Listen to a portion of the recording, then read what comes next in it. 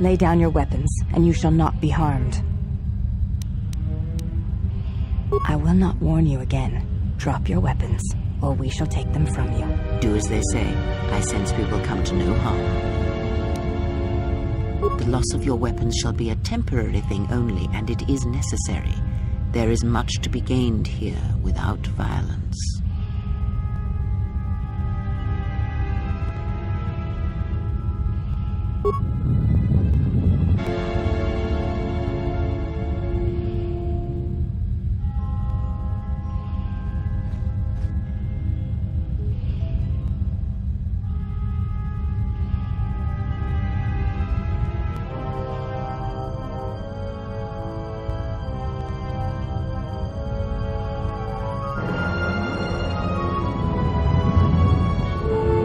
I did not expect to see you again after the day of your sentencing.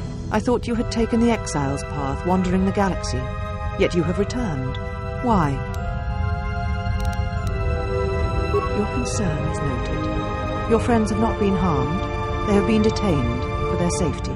I find it unusual that you are traveling with others again. I had thought you had forsaken the company of others after the war. Or is that why you are here?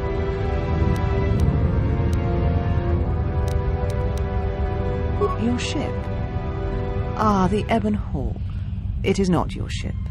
Unless you are admitting to the destruction of the Paragus mining facility.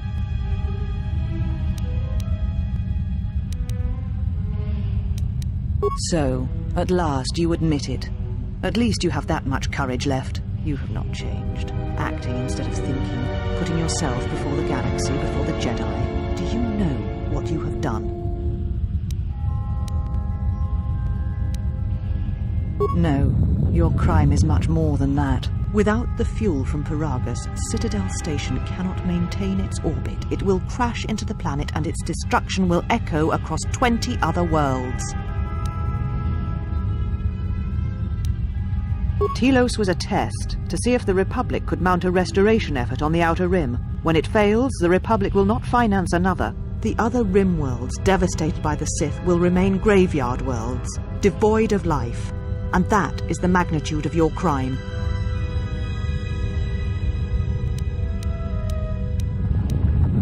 The Sith? What do you mean? You speak truly.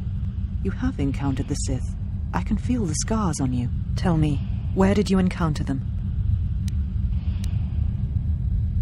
Paragus? What would they want there? They can't have been looking for you.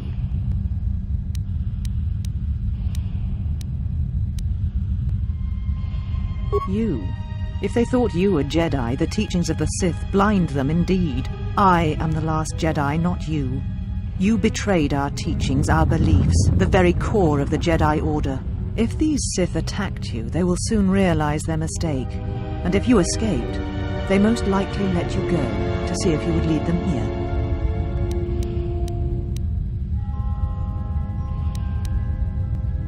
I have your ship. I will return it to you. You must leave here before you place us in jeopardy. I'm sure you would have.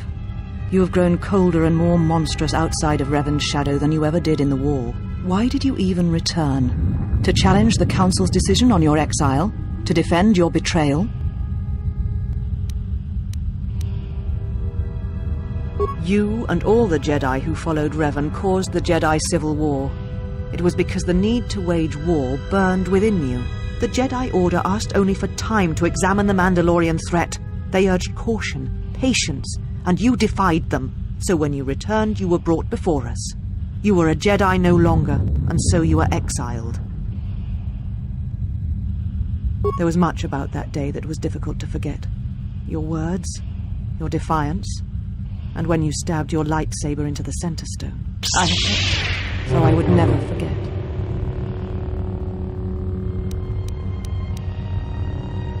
I have always kept it, as a reminder of what can happen when your passions dictate your actions. I have kept it, so I would never forget your arrogance or your insult to the Order.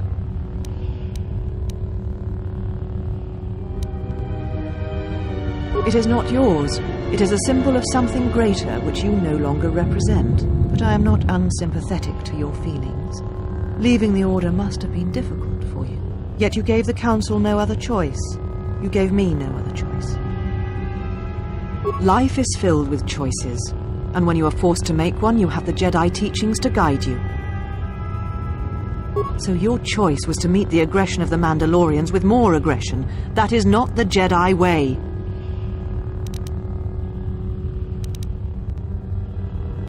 Every choice we make, whether we know it or not, sends echoes through the Force.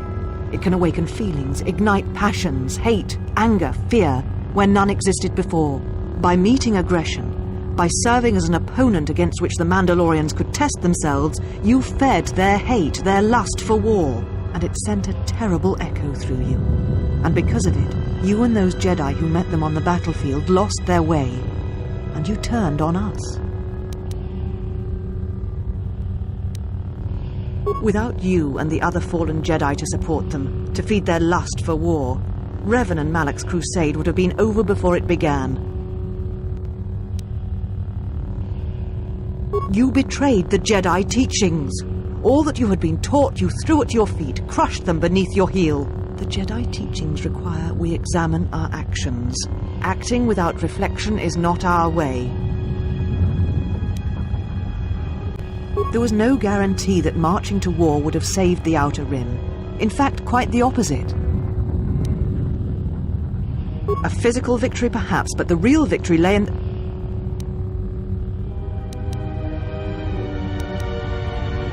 You do not know... How dare you? The Mandalorian Wars should have been your grave, and Malachor 5 is where you should have died.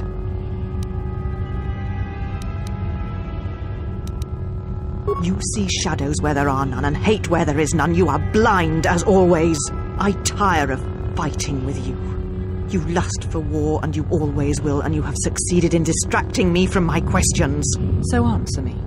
If you cannot seem to admit the Council was correct, then why are you here? Your ship?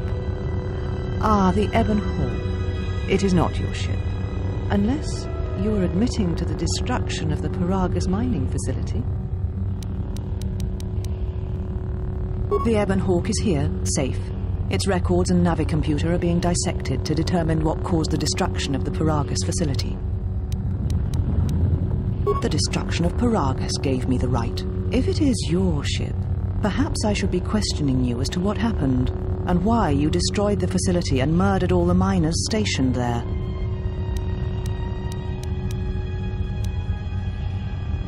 Again, you insist it is your ship, but it has had many owners, which I'm sure you are aware. You have no claim over it.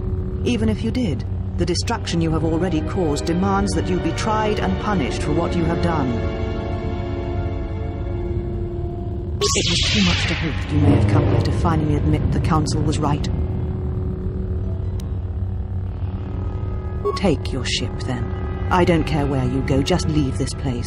Leave Telos. We shall remove him, mistress. Come with us.